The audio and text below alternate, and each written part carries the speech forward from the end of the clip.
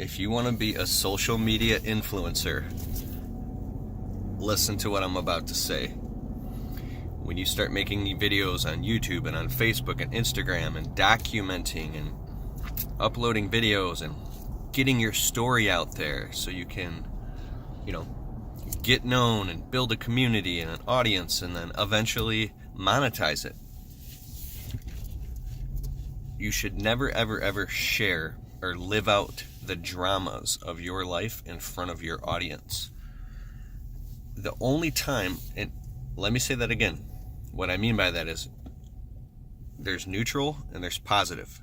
Don't ever say neutral 0 and then you have -1, -2, positive +1, all the way up to 1,000.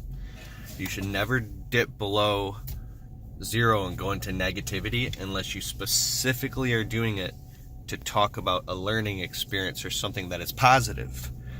Because if you ever leave on a down note, even if you want to be completely authentic with your audience. Now, there's a difference between ranting and outright complaining. I think that's the end of this video. It's very clear. There's a big difference between ranting and complaining.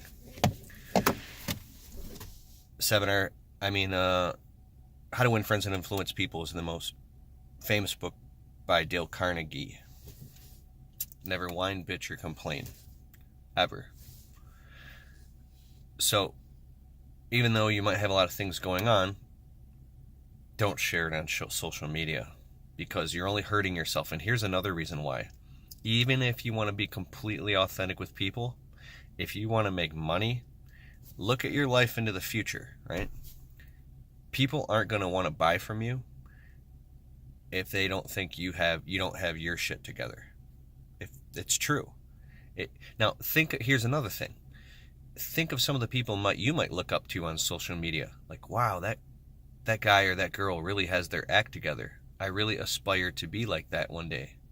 You don't know what goes on behind closed doors in their house, in their family. You don't know what kind of... And I'm telling you, nobody is exempt from the BS and struggles of life.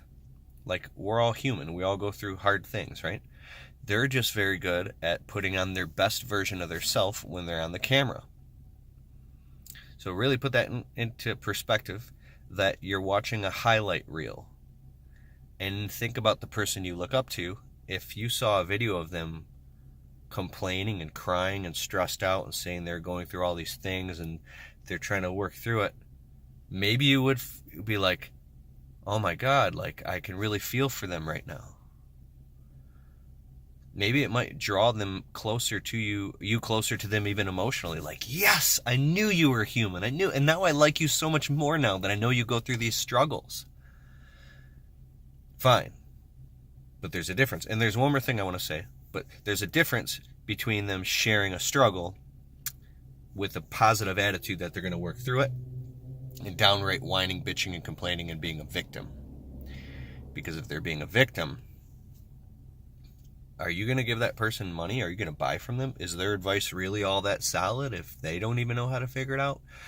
All I'm saying, in the world of commerce, it really sucks that you have to kind of create a stable datum and circle this around money. But for means of survival and moving forward into the future, think long term. Think really, really long term. You got to think long term about this. And don't ever share your struggles on social media from a victim standpoint. Okay. Now, here's one thing you can share: your struggles. If you've gone through a hard thing and you came out of it and you learned your lesson from it, whether you won or you lost, doesn't matter. But now that thing is past you, but it's not still in you anymore. You're not still going through it. It's past you. Then you can talk about it in even specific detail as a learning lesson from the past. So you can only talk about painful struggles if you're talking about what happened in the past. Oh, man, it was hell. And you can even go into it. Oh, it was hell, man. Dude, because people have the context that you've come out of that now, right? And then that even helps them because you're not going through it. There's something about when you're going through it right now and you act like a victim and you're out of control. That's when you shouldn't share shit. There's somebody I look up to on social media. I watched a video of them yesterday. It was like 17 minutes long and it was awesome. It was a video they made a couple years ago. Excuse me, my nose itches like crazy. And they talked about the hell they went through in their business years ago. You know what's crazy about life, real quick, on a side note? When you go through all these things, you're like working them out spiritually.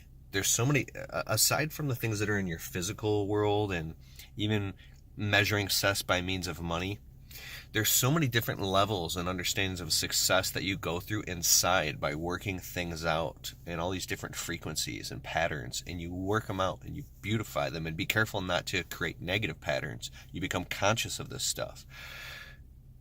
Like, you learn how to kind of like life coach yourself. It's weird. It's cool. Okay, so and this guy started like living out the story he went through, where he felt like he was a victim, and in his business he was pulling his hair out, working 100 hours a week. He couldn't retain the right employees. His pricing wasn't right, and he was just going crazy. If you really want to see the video, it's a guy named Lawn Care Millionaire. His name is Jonathan Potoshnik. And he said what it really takes to build a great company, or what it really takes to build a legendary company. It's an amazing video, because he went from, his company almost falling apart to building, to the point where he didn't even care anymore. He just stopped caring. You sometimes have to get to the point where you have a breakdown in order to have a breakthrough. You just stop caring. And then from that place, you can actually create some amazing results. And then today he has a $10 million plus company, and now he owns another company. He's a very successful dude. Why does my nose itch so bad? So, but when he started to live out that struggle, thinking about the past, I was watching it like, oh my God, this is amazing. Like, he's not a superhuman. I'm going through this stuff in certain ways, right? That's when you speak like that, that really creates a lot of value for people. You're telling a transformational story, and I'll talk about that in more videos. Transformational, theoretical, conceptual, tangible, actionable, and transcendence. All right, that's enough. Please hit the subscribe button, thumbs up, like. My dog. I'll put some links in the description below if you're into hypnosis and meditation. Excuse me. I subscribe to a guy named David McGraw for the past 5 years. He helps work out a lot of this stuff through breathing exercises and meditation. It's a beautiful program by David McGraw. I'll put some links below. And that's about it, my friend. Later.